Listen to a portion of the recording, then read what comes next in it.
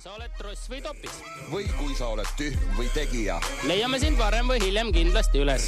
Top 3 nädala 4 tuhmimat topist. Igal reedel Raadio 2 hommikuprogrammis Silmad lahti.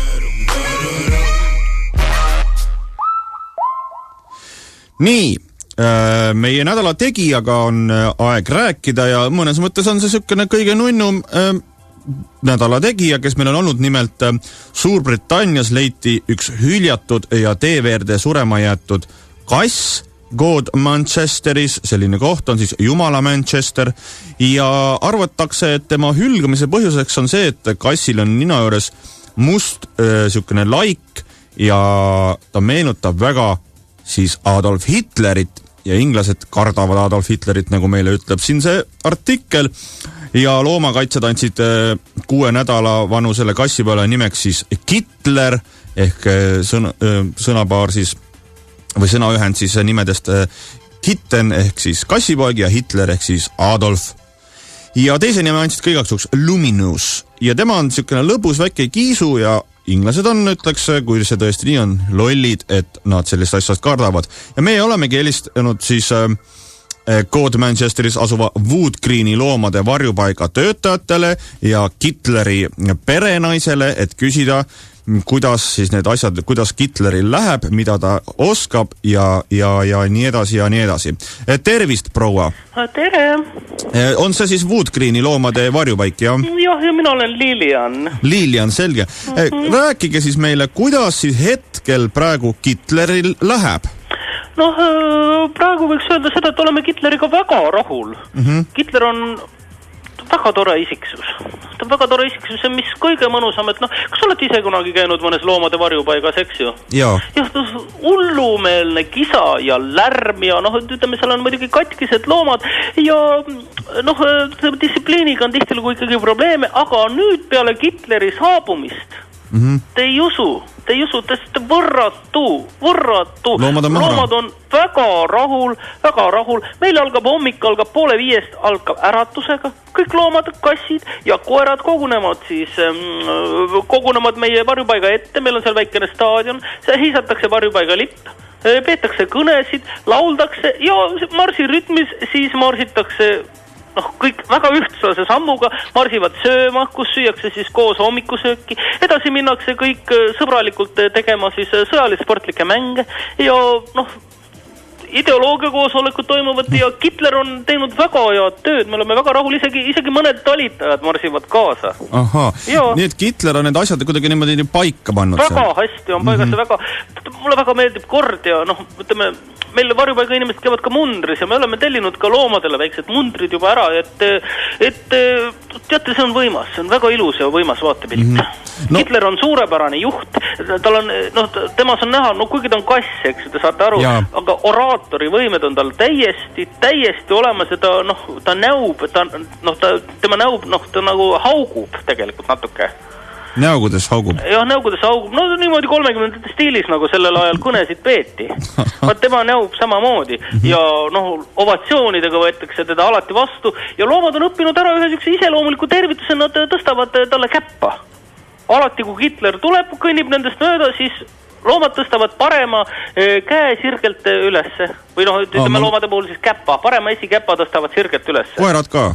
Koerad loomulikult ka ja ka olen täheldanud, et ka päris mitmed talitajad teevad juba seda. Ma mõtlesin, et koerad äkki tõstavad tagumist jalga, et pissivad. Vaata, tagumise jala tõstmisega olid, meil olid teatud sellised Ida-Euroopa lambakoerad olid sees, kes siis näitasid, tõstsid paremat tagakäppa ülesse ja siis nagu te ütlesite, tõepoolest siis üritasid siis märgistada Kitlerit ja ühel, pikk nädalavahetus oli meil siin rahvuspüha ja tulime tagasi, siis nägime, et kassid olid kaevanud sellise suure augu ja need koerad olid sinna sisse viidud, see, teate, nägi välja, ma olen näinud internetis nagu kontsentratsioonilaager. Need koerad olid sinna laagrisse ära viidud ja kassid patrullisid neid ja kui koerad üritasid välja tulla, siis nad küünistasid neid käppadega ninna. Et ütleme, kord on majas. Aga meile see meeldib.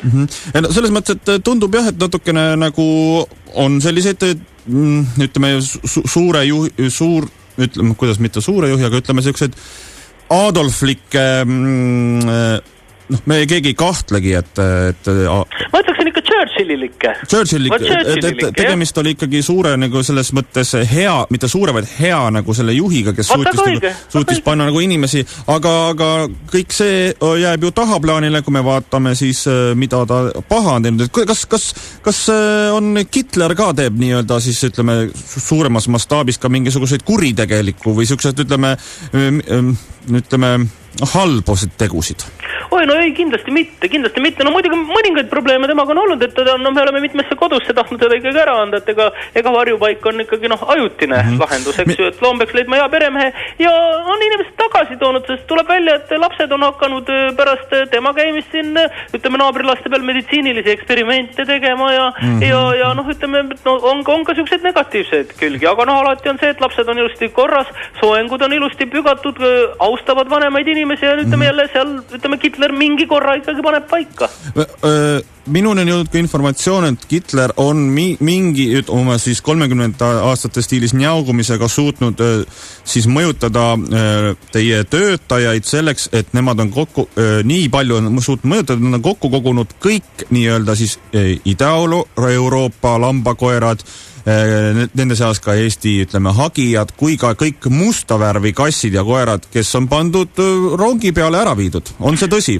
Jah, no millegipärast pärast seda, kui Hitler meie juurde saabus, siis hakkasid internetist, meil saab loomadele taotlust ka internetist esitada, hakkasid sellised taotlused tulema, jah. Ja neid kuidagi saadetakse väga ühte linna, mis on meie lähedal SSR linn ja seal on selline karuslooma farm on, jah, kuhu millegipärast sinna väga tellitakse neid lemmikloomi. Et ma ei oskagi öelda, jah, aga kuidagi meil on väga ilusti jäänud, valged loomad on kõik alles, sellised sirgeseljalised, sirgeninalised loomad meil on kõik alles, ütleme, kuulekad loomad on kõik alles, jah, aga nüüd ütleme, siuke Ida-Euroopa tõugude osas praegu tõepoolest peab tunnistama, on vajakajäämisi meie varjupaigas, või vastupidi, et väga hästi on nendega, et need on kõik uue peremehe endale leidnud. On teil veel mingisuguseid huvitavaid loomi? Olen kuulnud, et üleeile lendas teie aeda Goebbelsi nimeline papagoi. Joo, see on tõesti. Ja Goebbelsi pärast seda, kui tuli Goebbelsi nimeline papagoi, meie linnas ei ole enam probleeme varesepesadega, sest teadupärast varesepesad linnas, see on õudne nuhtlus, nendest lahti ei saa. Nüüd ei ole enam selliseid asju ja meil on üks loom veel, meile roomas üleeile väikene must nastik nimega, me nimetasime ta Hermaniks, passis on ta nimi muidugi Göring, inglastel on Göring väga raske öelda ja Herman on teinud ka suurepärast tööd. Sipelgaid ei ole meil enam. Ei ole nii, et ütleme, kui siin omavahel öelda, siis ütleks, et meie sellised head loomad Hitler, Goebbels ja Göring on läbi viinud sellise väikse, ütleks, etnilise puhastuse. Kui loomariigis võib selliseid sõnu kasutada, tegelikult on olelusvõitlus. Ma ise eelistan seda olelusvõitluse terminit. Aga hea, et selline asi on ja ma vaatan isegi siin selle artikli juures internetis on ka pildid Virumaa loomade siis varjupaigast, kus on ka, ütleme, samasugune väikse vuntsiga kass, ei tea küll, mis tema nimi on, aga samasugune näeb välja. Eks tema on meie oma Hitleri siis järglane, ma arvan. Okei, või ema? Või ema. Või naine, Eva Braun. Kellele ema, kellele tütar, nagu meil varjupaigas öeldakse. Selge, suur tänu teile, Lilian, ja loodame, et teil ikka läheb see kõik aina paremuse poole. Jah, nii nagu meil siin varjupaigas öeldakse, Hitler tarvis. Suur tänu.